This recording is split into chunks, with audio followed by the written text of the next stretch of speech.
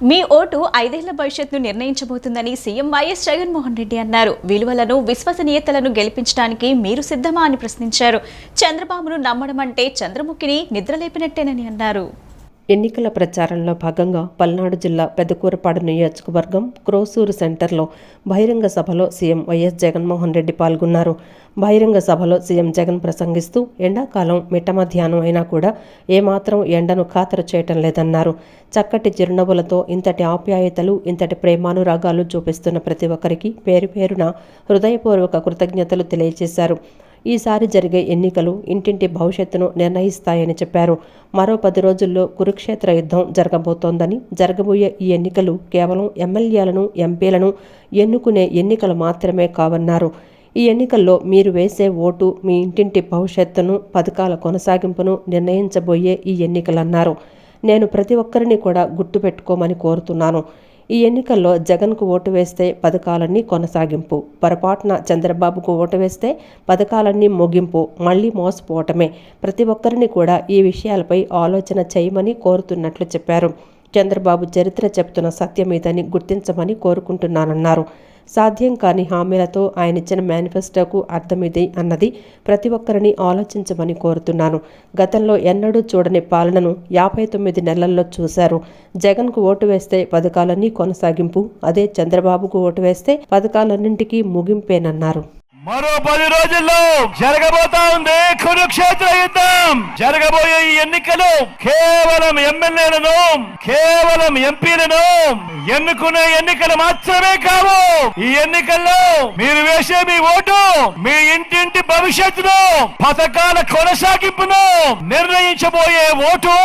ఈ ఎన్నికల్లో మీరు వేసే ఓటు ప్రతి ఒక్కరిని కూడా నేను గుర్తు పెట్టుకోమని కోరుతా ఉన్నా. ఈ ఎన్నికల్లో జగన్ కు ఓటు వేస్తే పథకాలన్నీ కొనసాగింపు, పొరపాటున చంద్రబాబుకు ఓటు వేస్తే పథకాలన్నీ ముగింపు, మళ్ళీ మోసపోవటమే. ప్రతి ఒక్కరిని కూడా ఈ విషయాలను ఆలోచన చేయమని కోరుతా ఉన్నా. చంద్రబాబు చరిత్ర చెబుతా ఉన్న సత్యం ఇదే అన్నది గుర్తెరగమని కోరుకుంటా ఉన్నా. సాధ్యం గాని హామీలతో ఆయన ఇచ్చిన మేనిఫెస్టోకు అర్థం ఇదే అన్నది ప్రతి ఒక్కరిని కూడా ఆలోచన చేయమని కోరుతా ఉన్నా. చంద్రబాబు నాయుడు గారిని నమ్మడము అనంటే చంద్రముఖిని మళ్ళీ నిద్ర లేపడమే అన్నది ప్రతి ఒక్కరూ కూడా గుర్తెరగమని కోరుతా ఉన్నా. చంద్రముఖిని మళ్ళా నిద్ర లేపితే ఏమవుతుంది? మళ్ళీ ఇంటింటికి లకలక లకలక అంటూ మీ రక్తం దాగేందుకు మళ్ళీ వస్తుంది. గతంలో జరిగినట్టు ప్రతి ఒక్కరిని కూడా ఈ విషయాలను గుర్తు పెట్టుకోమని కోరుతా ఉన్నాను. అదే విధంగా మిమ్మల్ని అందరినీ కూడా నేను ఒకటే ఆలోచన చేయమని కోరుతా ఉన్నాను. చంద్రబాబు మోసాలను ఓడించడానికి, పేదలను గెలిపించడానికి, విలువలు, విశ్వసనీయతకు మరోసారి ఓటు వేయడానికి మీరంతా సిద్ధమేనా? పింఛన్ల పంపిణీలో ప్రజల ఇబ్బందులపై రాష్ట్ర ప్రభుత్వ ప్రధాన కార్యదర్శి జవహర్ రెడ్డికి టీడీపీ అధినేత చంద్రబాబు లేఖ రాశారు. గత నెలలో 35 మంది, ఇప్పుడు ఒక్కరోజే 6 మృతి చెందారని తెలిపారు. ఈ మారణ హోమానికి A1 Jagan Reddy, A2 CS అని పేదల ప్రాణాలతో రాజకీయం చేయాలనుకోవటం మానుకోవాలన్నారు. తక్షణమే ప్రతి లబ్ధిదారుడికి ఇంటికి వెళ్లి పింఛన్లు అందించాలని కోరారు. లబ్ధిదారుల్ని వేధించి అధికార పార్టీకి మేలు చేకూర్చేలా వ్యవహరిస్తారా అని లేఖలో ప్రశ్నించారు. వైకాపా ప్రభుత్వం యువతను గంజాయి మత్తుకు బానిస చేసిందని జనసేన అధ్యక్షుడు పవన్ కళ్యాణ్ విమర్శించారు. రాష్ట్ర భవిష్యత్కు ఈ ఎన్నికలు ఎంతో కీలకమని ఆలోచించి ఓటు వేయాలని పిలుపునిచ్చారు. భవన నిర్మాణ కార్మికుల కోసం గలమెత్తిన పార్టీ జనసేన అని తెలిపారు. ఏలూరు జిల్లా కైకలూరులో నిర్వహించిన వారాహి విజయభేరి సభలో జనసేన అధినేత పవన్ కళ్యాణ్ పాల్గొని ప్రసంగించారు. భవన నిర్మాణ కార్మికుల కోసం గళమెత్తిన పార్టీ జనసేన అని తెలిపారు. కూటమి ప్రభుత్వం అధికారంలోకి రాగానే ముఠా కూలీలకు ప్రత్యేక కార్పొరేషన్ ఏర్పాటు చేస్తామని హామీ ఇచ్చారు. ప్రజలు భయపడకుండా బతకాలన్నదే తన కోరికన్న పవన్ సమస్యల పరిష్కార బాధ్యత కూటమి ప్రభుత్వం తీసుకుంటుందని భరోసా ఇచ్చారు. వైఎస్ఆర్ కాంగ్రెస్ పార్టీ పాలనలో 112 మంది జర్నలిస్టులపై దాడులు జరిగాయని, 430 కేసులు నమోదు చేశారన్నారు. మీడియాని కట్టడి చేసేందుకు జీవో నంబర్ 1ని తీసుకొచ్చారని, అసెంబ్లీలో చర్చ జరగకుండానే భూములు దోచేసే చట్టం తీసుకొచ్చారన్నారు. మన ఆస్తి మనదని రుజువు చేసుకోవాలా? 980 రోజుల్లో రుజువు చేసుకోకపోతే దోచుకుంటారా? 100 గజాల భూమి ఉన్న వ్యక్తి కూడా న్యాయం కోసం హైకోర్టు తలుపు తట్టాలా అని పవన్ ప్రశ్నించారు. అధికారంలోకి రాగానే కైకలూరు నియోజకవర్గంలో ఈఎస్ఐ ఆసుపత్రి నిర్మిస్తానని హామీ ఇచ్చారు. మనిషి అనేవాడు ఎవడు కూడా, సగటు మనిషి ఎవరమైనా సరే నాతో సహా ఎవరైనా కోరుకునేది ఆరోగ్యం బాగుండాలని, తాగడానికి నీళ్లు ఉండాలని, పంట పండించుకోవడానికి సాగునీరు ఉండాలని, బిడ్డల్ని చదివించుకోవాలని, మనకి తలపైన ఒక గూడు ఉండాలని కోరుకుంటాం. ఇవి ఇవ్వడానికి ప్రభుత్వాలు రకరకాల పనులు చేస్తా ఉంటాయి. ముఖ్యంగా మన కొల్లేరు సమస్యలు ఉన్నాయి. మౌలికంగా మన కొల్లేరు కాంటూర్ సమస్య ఉంది, తాగునీటి సమస్య ఉంది. ఆక్వా రంగాన్ని 50 ఎకరాలు బెదిరించి ఎమ్మెల్యే కొడుకు తీసేసుకున్నాడు అలాంటి ఉన్నాయి. ఆక్వా రంగం ఖర్చులు పెరిగిపోయినాయి. ₹1.50 ఉండే కరెంటు ఖర్చులు ఈ రోజున ₹5 పైగా పట్టుకెళ్లిపోయాడు. అలాగే డ్రైనేజ్ సమస్య ఉంది. విజయవాడ టీడీపీ ఎంపీ అభ్యర్థి కేశినేని చిన్నిపై ఎంపీ కేశినేని నాని ఆగ్రహం వ్యక్తం చేశారు. ఇప్పటి వరకు మచ్చలేని వ్యక్తులు బెజవాడ ఎంపీలుగా పనిచేశారని, ఈసారి క్రిమినల్ చరిత్ర ఉన్న కేశినేని చిన్ని పోటీకి దిగారని విమర్శించారు. గాంధీనగర్ ప్రెస్ క్లబ్ నందు Vijayawada MP Kesineni Nani meet the press నిర్వహించారు. నాని మీడియాతో మాట్లాడుతూ సోదరుడు కేశినేని చిన్నిపై ఆగ్రహం వ్యక్తం చేశారు. ఇప్పటి వరకు మచ్చలేని వ్యక్తులు బెజవాడ ఎంపీలుగా పనిచేశారని, ఈసారి క్రిమినల్ చరిత్ర ఉన్న కేశినేని చిన్ని పోటీకి దిగారని విమర్శించారు. తన తమ్ముడు ఎన్ని తప్పులు చేసినా ఇప్పటి వరకు సహనంతో భరించినట్లు తెలిపారు. వాస్తవాలు ప్రజలకు చెప్పకపోతే మోసం చేసే ప్రమాదం ఉందన్నారు. చిన్ని క్రిమినల్ చరిత్ర డాక్యుమెంట్స్ ఎవిడెన్స్తో చెప్పాలని డిసైడ్ అయినట్లు చెప్పారు. చిన్ని తన తమ్ముడు కావటం దురదృష్టకరమని ఆవేదన వ్యక్తం చేశారు. విజయవాడకు కావాల్సిన మౌలిక సదుపాయాల కల్పనపై తన ఫోకస్ అని కేశినేని స్పష్టం చేశారు. ప్రాంతాన్ని రక్షించుకోవడానికి కూడా పోటీ చేసేవాడు కొంతమంది ఉంటారు. వాళ్ళు నిజంగా చెప్పాలంటే మూడోసారి నేను పోటీ చేస్తా అంటే ఇటువంటి క్రిమినల్స్ నుంచి ఈ ప్రాంతాన్ని రక్షించుకోవడం కోసం మాత్రమే పోటీ చేస్తాను. లేకపోతే రెండు సార్లు నాకు విజయవాడ ప్రజలు అవకాశం ఇచ్చారు. నాకు ఎస్పెషలీ రెండోసారి నా మీద జగన్ గారి సునామీలో యాంటీ చంద్రబాబు నాయుడు వేవ్లో నన్ను గెలిపించి నాకు చాలా గౌరవించారు మన విజయవాడ ప్రజలు. సో వాళ్ళని రక్షించుకోవాలి. ఇప్పుడు నాకు చెప్పే కదా, విజయవాడ ఫర్ సేల్ బోర్డు వస్తుంది రేపు మీకు. ఇటువంటి వాళ్ళని వస్తే వాళ్ళని అటువంటి పరిస్థితులు కల్పించకుండా ఉండడం కోసం కొందరు చేస్తారు సార్. రకరకాల ఎజెండాలు ఉంటాయి రకరకాల పరిస్థితికి. సో ఇది ప్రతి వ్యక్తిని ఒక గాడిని కట్టేయడం లేకపోతే ప్రతి వాళ్ళని ఒక గాడిని కట్టేయడం కాకుండా మీరు జనరలైజ్ చేయకూడదు, వ్యక్తిని బట్టి చూడాలి. 1వ తేదీన పెన్షన్లు ఇవ్వాలని కోర్టు ఆదేశాలు ఇచ్చిన వైసీపీ ప్రభుత్వం అధికారులు ఏమాత్రం వినకుండా వారి ఇష్టానుసారంగా చేశారని ఎమ్మెల్యే గద్దె రామ్మోహన్ విమర్శించారు. అనేక మంది వృద్ధులను ఇబ్బందులకు గురిచేశారన్నారు. ముఖ్యమంత్రి జగన్మోహన్ రెడ్డికి పెన్షన్ లబ్ధిదారుల పట్ల చిత్తశుద్ధి లేదని, వారిని మభ్యపెట్టి ఓట్లు పొందాలనే ధ్యాస మాత్రమే ఉందన్నారు. ఈసారి వేసే ఓటు మన రాష్ట్ర భవిష్యత్ కోసమని ఆలోచించి ఎంపీ, ఎమ్మెల్యే ఓట్లు సైకిల్ గుర్తుకు వేయాలని కోరారు. ఎన్నికల ప్రచారంలో భాగంగా 10వ డివిజన్ ఆర్ఆర్ గార్డెన్స్ కోనేరు మధుసూదన్ రావు పార్క్ వద్ద నుండి ఎమ్మెల్యే గద్దె రామ్మోహన్ ప్రజాదీవెన యాత్ర ప్రచార కార్యక్రమం నిర్వహించారు. నందమూరి రామకృష్ణ, బీజేపీ నాయకులు Pothamsetti Nageswara Rao, corporator Devineni Aparna, TDP, Janasena, BJP శ్రేణులు ఎన్నికల ప్రచార కార్యక్రమంలో పాల్గొన్నారు. ఈ సందర్భంగా గద్దె రామ్మోహన్ మాట్లాడుతూ కల్తీ మద్యం తాగి 5 లక్షల మంది చనిపోయారని, వారి కుటుంబాలు రోడ్డున పడ్డాయని తెలిపారు. 33 లక్షల మంది మహిళలు, యువతులు కనిపించకుండా పోయారని కేంద్ర లెక్కలే చెప్తున్నాయని అన్నారు. మన పాస్ పుస్తకాలపై జగన్మోహన్ రెడ్డి బొమ్మ ఉంటుందని, అవి మన దగ్గర ఉండవని, జగన్మోహన్ రెడ్డి వద్ద ఉంటాయని తెలిపారు. ఇది తుగ్లక్ పాలనని తారస్థాయికి చేరిందన్నారు. మన ఆస్తి ఎవరికైనా రాసుకోవడానికి హక్కు లేదని, ప్రభుత్వం అనుమతి తీసుకోవాలని, వారికేం సంబంధం అని ప్రశ్నించారు. తాత ముత్తాతల ఆస్తి, కష్టపడి సంపాదించిన ఆస్తిపై ప్రభుత్వం పెత్తనం ఏమిటని నిలదీశారు. వైసీపీ 5 ఏళ్ల పాలనలో నష్టపోయిన రాష్ట్రానికి కేంద్ర సహకారంతో పునర్జీవం తీసుకురావడానికి టీడీపీ, జనసేన, బీజేపీ కూటమిగా ఏర్పడ్డాయని తెలిపారు. 25 లక్షల ఉద్యోగాలు కల్పనే ధ్యేయంగా పెట్టుకోవటం జరిగిందని, అనేక మందికి అవకాశాలు కల్పిస్తుందని తెలిపారు.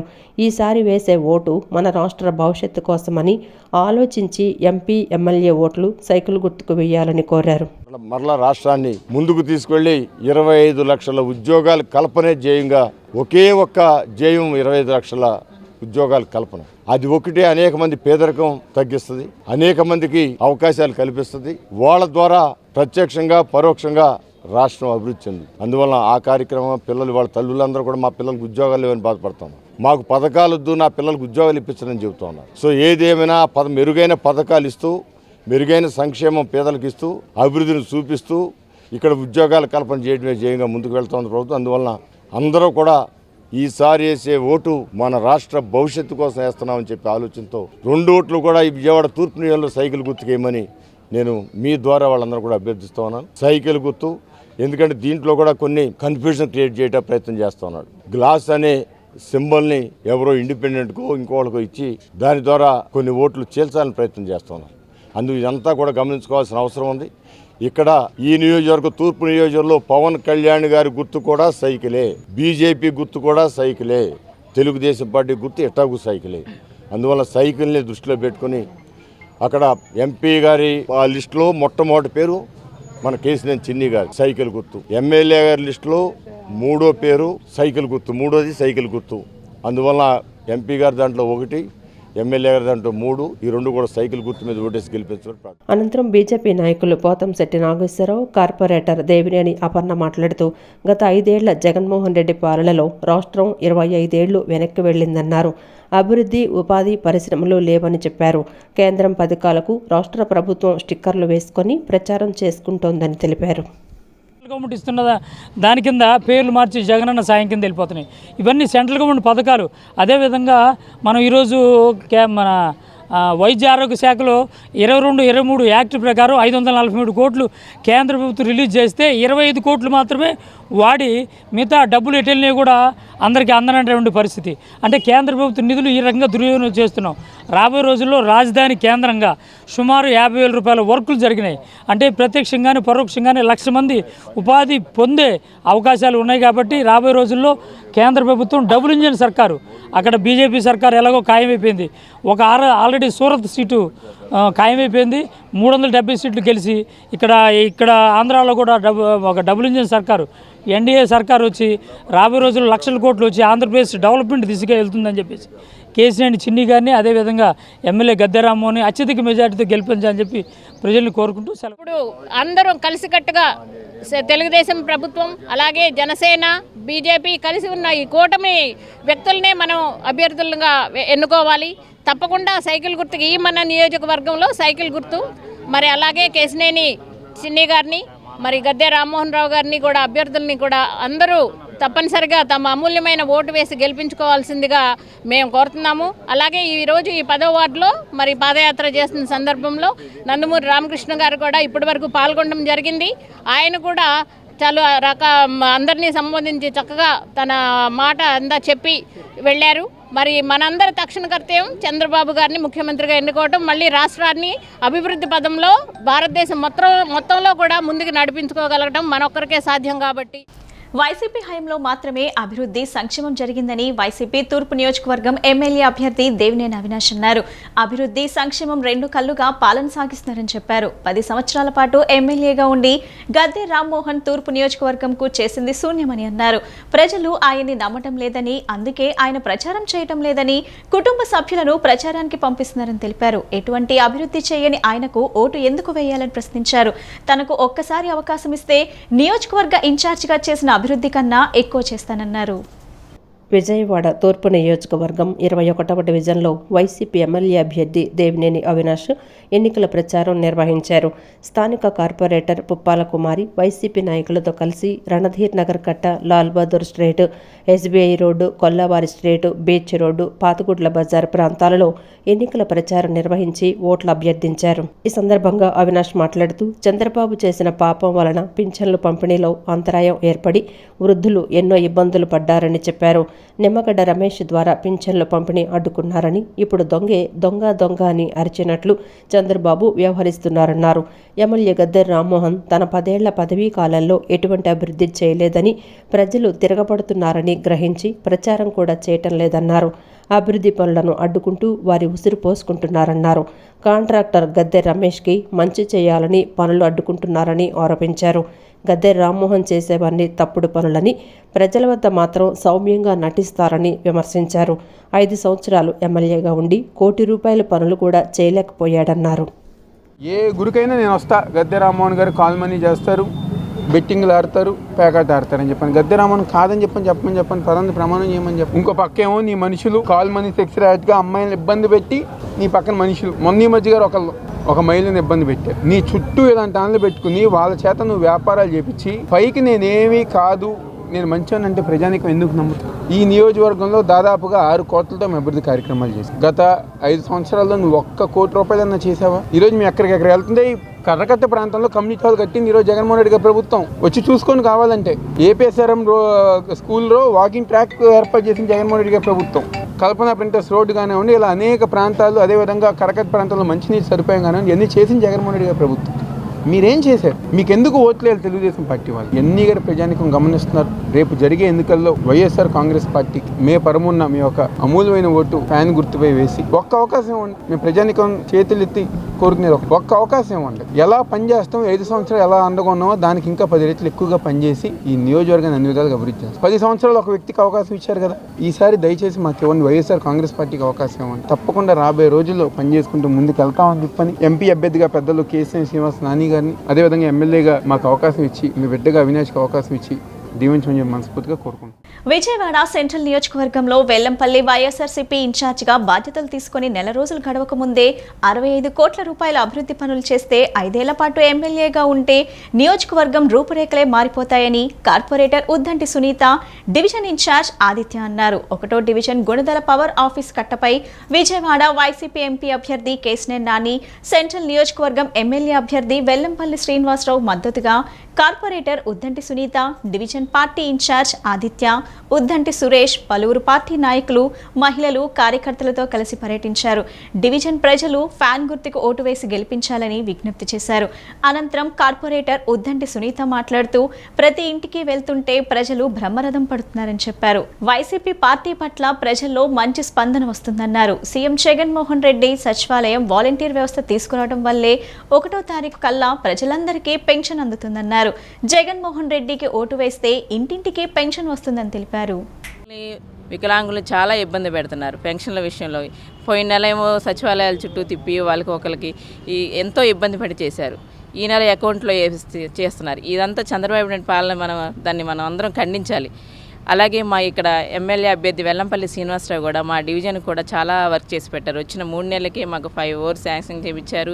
ఇక్కడ ఫ్లైఓవర్ దగ్గర ఈ ఏరియాకే బోర్ వేయించడం జరిగింది. ఎలక్షన్ కూడా అయినా సరే మాట్లాడి ఈ ప్రజలకు ఇబ్బంది లేకుండా కూడా వాటర్ శాంక్షన్ చేయించి దాన్ని ముందుకు తీసుకెళ్ళాం. ఈరోజు తిరిగితే అందరూ వాటర్ చాలా చక్కగా వస్తున్నాయండి, మొన్నటి కంటే చాలా బాగా వస్తున్నాయి, మేము మీకు మళ్ళీ కాకపోతే మేము ఎవరికి ఓటేస్తామని చెప్పి చాలా చక్కగా చెప్తున్నారు. కాబట్టి మనం అందరం రేపు మే 13వ తారీఖున ఎమ్మెల్యే వెల్లంపల్లి గారికి, కేశినేని నాని గారికి కూడా మనం ఓటు వేసి మన జగన్మోహన్ రెడ్డి గారిని గెలిపించుకోవాలని చెప్పి నేను ప్రత్యేకంగా ఆహ్వానిస్తున్నాను. గారు ఇది ఓన్లీ నెల రోజుల్లోనే చేయగలిగితే రేపొద్దున మనం ఆయన ఎన్నుకుంటే రాబోయే కాలంలో 5 ఏళ్లలో ఎంత ప్రగతి సాధిస్తారో చూపిస్తారనేది ఇవే ప్రత్యక్షంగా నిదర్శనం. కాబట్టి ఈ ఏరియాలో ఉన్న వాళ్ళందరూ మేము ఇంటికి వెళ్ళిన ప్రతి గత 2 నెలల్లో చంద్రబాబు నాయుడు చేసిన కోర్టుకి వెళ్ళిన దానివల్ల పెన్షన్ ఇంటింటికి రాకపోవటం అది చాలా ఇబ్బందికరంగా మారింది. దీన్నే ప్రతి వాళ్ళు నిదర్శనంగా తీసుకుని జగన్ గారికి ఓటేస్తేనే ఇంటికి పెన్షన్ వస్తుందన్న కార్యక్రమాన్ని మనం అనుకుంటే చాలు. ఇంకా దాని ప్రకారం జగన్ గారు ఇవన్నీ కార్యక్రమాలు నిర్విఘ్నంగా చేసుకుంటూ ముందుకెళ్తారని నేను తెలియజేస్తున్నాను. ఏపీలో పరిస్థితులు మారాలంటే కేసీఆర్ నాయకత్వం ఆంధ్ర రాష్ట్రానికి అవసరమని విజయవాడ సెంట్రల్ నియోజకవర్గం బీఆర్ఎస్ పార్టీ ఇండిపెండెంట్ అభ్యర్థి కొనిజేటి ఆదినారాయణ అన్నారు. విజయవాడ సెంట్రల్ నియోజకవర్గంలో సైతం బీఆర్ఎస్ పార్టీ జెండా ఎగరవేస్తానని ధీమా వ్యక్తం చేశారు. సెంట్రల్ నియోజకవర్గ ప్రజలు తమ అమూల్యమైన ఓటును ఈవీఎంలో 11వ నెంబర్ అయిన రోడ్ రోలర్ గుర్తుకు వేసి గెలిపించవలసిందిగా ఆదినారాయణ కోరారు. నగరంలోని పైపుల్ రోడ్డు వద్ద సెంట్రల్ నియోజకవర్గం బీఆర్ఎస్ పార్టీ ఇండిపెండెంట్ అభ్యర్థి కొనిజేటి ఆదినారాయణ తన ఎన్నికల ప్రచారాన్ని ప్రారంభించారు. జై కేసీఆర్, జై జై కేసీఆర్ అనే నినాదాలతో తన ప్రచారాన్ని ముమ్మరం చేశారు. అనంతరం కొనిజేటి ఆదినారాయణ మీడియాతో మాట్లాడుతూ తెలంగాణకు చెందిన 15,000 మంది ఓట్లు విజయవాడ సెంట్రల్ నియోజకవర్గంలో ఉన్నాయని తెలిపారు. అన్ని వర్గాల వారు తనకు మద్దతు పలుకుతున్నారని, తెలంగాణను కేసీఆర్ అన్ని విధాలా అభివృద్ధి చేశారని అన్నారు. ఏపీ అప్పుల ఊబిలో కూరుకుపోయిందని, వ్యవస్థలన్నీ చిన్నాభిన్నంగా మారాయని విమర్శించారు. తెలంగాణలో అన్ని ఎంపీ స్థానాల్లో బీఆర్ఎస్ పార్టీ విజయం సాధించబోతోందన్నారు. విజయవాడ సెంట్రల్ నియోజకవర్గంలో కేసీఆర్తో పాటు టీఆర్ఎస్ పార్టీ ముఖ్య నేతలు తన ప్రచారానికి వస్తారని తెలిపారు. సెంట్రల్ నియోజకవర్గంలో బీఆర్ఎస్ పార్టీ జెండా ఎగురవేయబోతున్నామని ధీమా వ్యక్తం చేశారు. సెంట్రల్ నియోజకవర్గ ప్రజలు తమ అమూల్యమైన ఓటును ఈవీఎంల్లో 11వ నెంబర్ అయిన రోడ్డు రోలర్ గుర్తుకు వేసి గెలిపించవలసిందిగా కోరారు.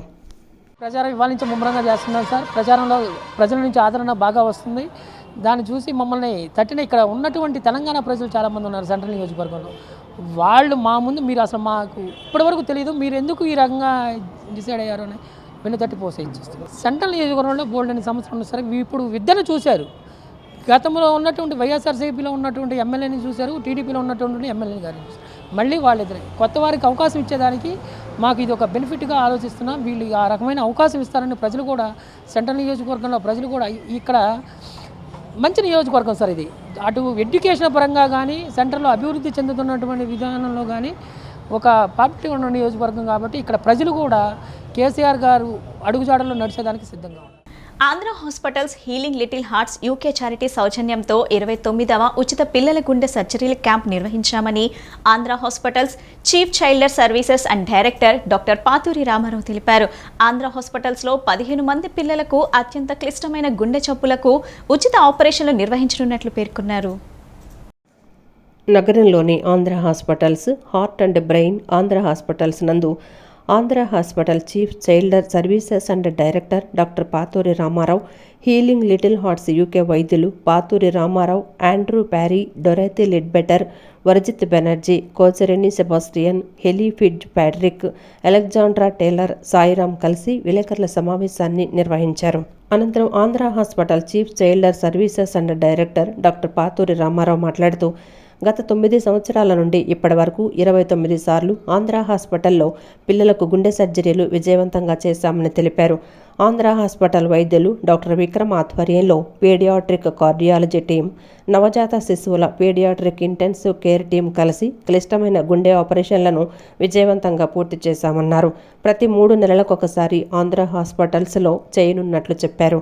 ఆంధ్రప్రదేశ్లో అత్యధిక పిల్లల కార్డియాక్ సర్జరీలు, నెలకు 50 నుంచి 60 ఆపరేషన్లు, సంవత్సరానికి 600 పిల్లల గుండె ఆపరేషన్లు చేస్తున్నామని స్పష్టం చేశారు. ఆన్ యావరేజ్న అంటే ఈ క్యాంప్లో సర్జరీస్ చేయటమే కాకుండా ఆన్ యావరేజ్న ఎవ్రీడే 2 to 3 పిల్లల హార్ట్ సర్జరీస్ జరుగుతున్నాయి, అడల్ట్ హార్ట్ సర్జరీస్తో పాటు. సో ఆన్ యావరేజ్ వచ్చేసరికి minimum 50 to 60 heart surgeries and interventions, altogether వచ్చేసరికి ఒక 600 సర్జరీస్ అన్న 1 yearలో చేస్తున్నాము. సో ఆ సర్జరీస్ నెంబర్ కూడా ఈ ఇయర్లో 600 నుంచి 1000 వరకు హార్ట్ సర్జరీస్ అండ్ ఇంటర్వెన్షన్స్ చేద్దామనే ప్లాన్లో ఉన్నాము. సో దానికి support from other organizations and NGOs. ఇక ఇప్పటి వరకు 4000 గుండె ఆపరేషన్లు విజయవంతంగా పూర్తి చేశామన్నారు. Andhra hospitals healing little hearts యూకేతో పాటు హీరో మహేష్ బాబు, హీరోయిన్ సమంత, ఇతర స్వచ్ఛంద సంస్థలు కలిసి పిల్లలకు ఉచితంగా గుండె ఆపరేషన్లు విజయవంతంగా చేస్తున్నామని చెప్పారు. ఆపరేషన్ల అనంతరం ఎటువంటి ఆరోగ్య సమస్యలు లేకుండా పిల్లలు ఆనందంగా ఉన్నారని చిన్నారుల తల్లిదండ్రులు తెలిపారు. గుండె ఆపరేషన్లు చేసేందుకు ముందుకు వచ్చిన Andhra hospital healing little hearts సంస్థకు కృతజ్ఞతలు తెలిపారు. The service here in Vijayawada started in 2015, that's only 9 years, and the distance that you have come in this time is absolutely mind-blowing.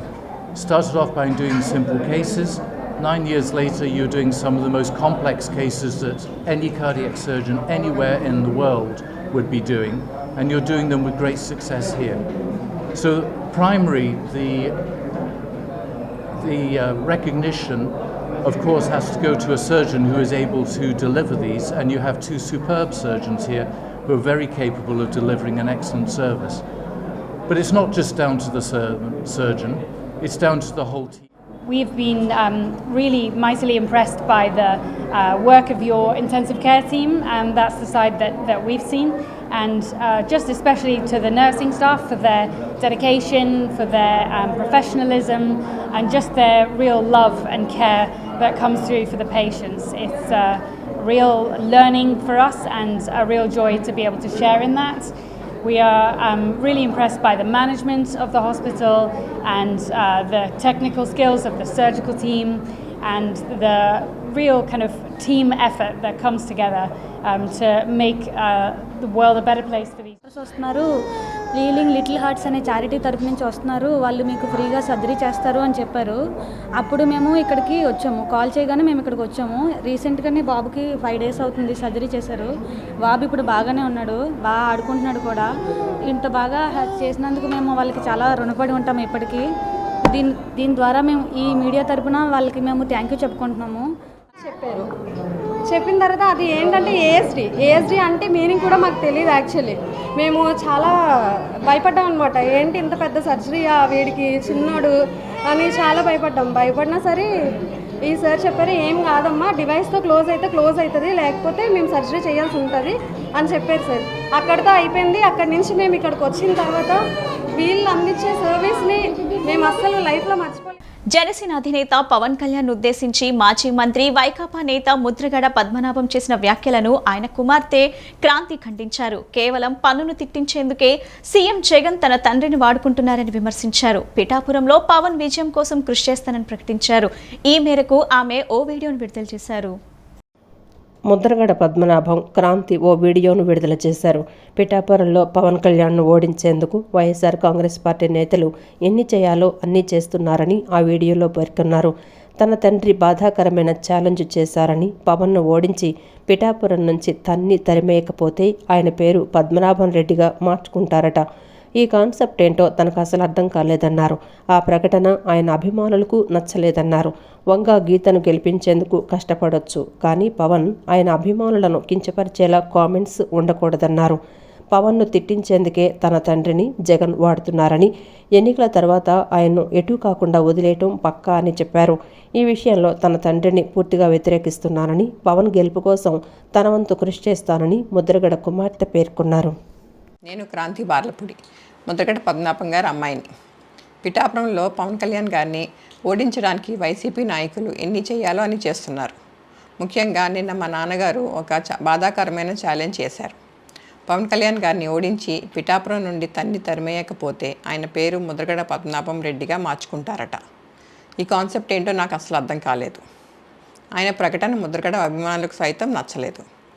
Vanga గీత గారిని గెలిపించడానికి కష్టపడవచ్చు, కానీ పవన్ కళ్యాణ్ గారిని మరియు ఆయన అభిమానుల్ని కించపరిచేలా కామెంట్స్ ఉండకూడదు.